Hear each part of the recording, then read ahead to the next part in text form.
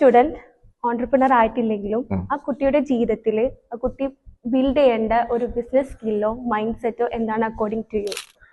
ഒരു ഓൺടർപ്രണർ ആയാലും ശരി ആയില്ലെങ്കിലും ശരി നമുക്ക് നമ്മളെ മൈൻഡിനെ ആദ്യം മാനേജ് ചെയ്യാനും കൺട്രോൾ ചെയ്യാനും പറ്റണം. അങ്ങനെ സാധിച്ചു കഴിഞ്ഞാൽ പിന്നീടുള്ള കാര്യങ്ങൾ കൂടുതൽ നമുക്ക് ഈസി ആയി തീരും. അതിൽ നമ്മുടെ കയ്യിൽ വേണ്ട കുറച്ച് പ്രധാനപ്പെട്ട മെന്റൽ സ്കിൽസ് എന്ന് പറഞ്ഞാൽ ഒന്ന് ക്ഷമയാണ്. പെട്ടെന്ന് റിയാക്ട് ചെയ്യേണ്ട ചില സന്ദർഭങ്ങളിൽ നമ്മൾ റിയാക്ട് ചെയ്യാതെ നമ്മളൊന്ന് വെയിറ്റ് ചെയ്താൽ തന്നെ പല പ്രശ്നങ്ങൾക്കും സൊല്യൂഷൻസ് കണ്ടെത്താൻ പറ്റും. അപ്പോൾ അതുപോലെ മറ്റുള്ള പ്രോബ്ലംസ് ലൈഫിൽ എപ്പോഴും എന്തെങ്കിലും പ്രോബ്ലംസ് വന്നുകൊണ്ടേയിരിക്കും. അത് ലൈഫിൻ്റെ ഒരു നേച്ചറാണല്ലോ.